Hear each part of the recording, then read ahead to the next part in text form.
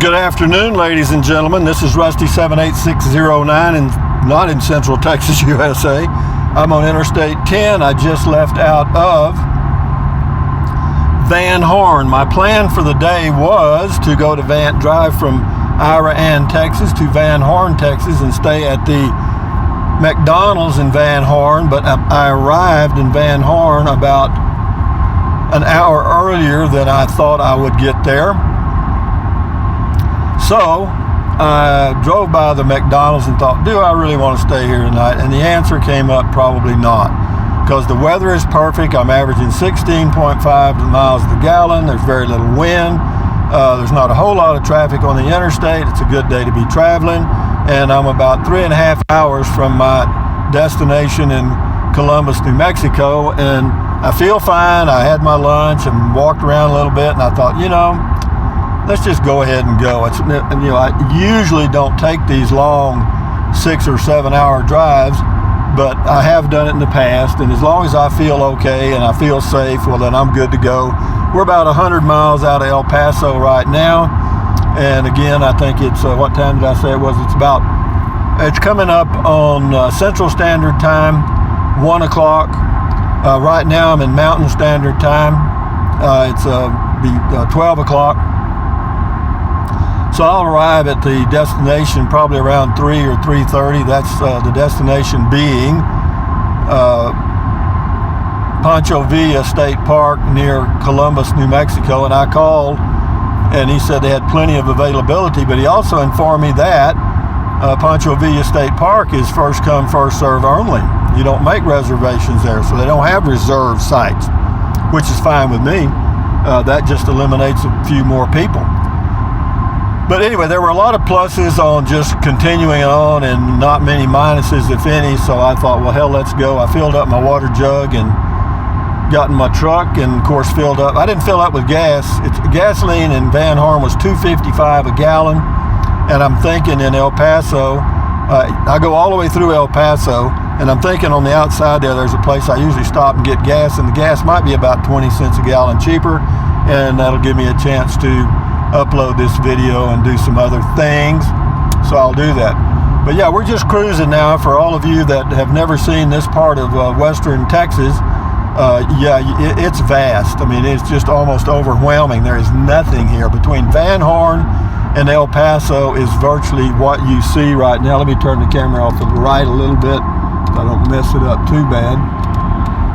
And you can see kind of it's mountains. It's just dry, desert looking mountains.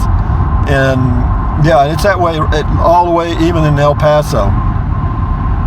When I get to El Paso, if the traffic's not too horrible, I may do a video driving through El Paso. I don't know why I'm telling you this. If I do, I do. If I don't, I don't.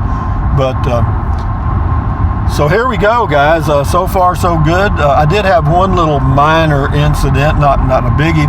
I got the outside shower on my casita travel trailer, and for some reason the door popped open, even though it was locked. It's a flimsy little door. The doors, those exterior doors like that, are always a little flimsy. It's made out of cheap plastic. So yeah, that little door popped open, and then the hose for the shower, of course, fell out, and the guy. This young Mexican came by alongside me in a pickup and got my attention and pointed, because I was just in a daydream going down the highway, and I looked and I saw that the shower hose was out, pulled over, and of course I lost the shower head, which, big deal, it didn't hurt anything. And so then I stuffed the hose back in there. But here's something else I'll tell all you casita owners. If you have the outside shower, whenever you put that hose back in there, be sure that you turn those valves off, the hot and cold water valves off. Again, after you put the hose in, turn the valves off. Because when you're putting the hose in, it turns those valves a little bit. And, if you get in your RV and turn the water on, or you hook up the water, it's just going to run out right there. It will. I guarantee you. I found out the hard way, because I went inside to wash my hands, and I turned on the pump, and then I came back and just to double check, and I noticed there was water running out, and what it was, that valve was on.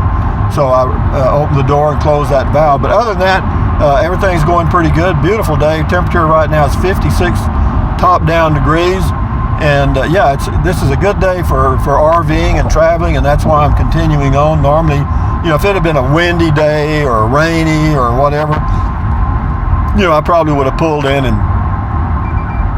stayed the night.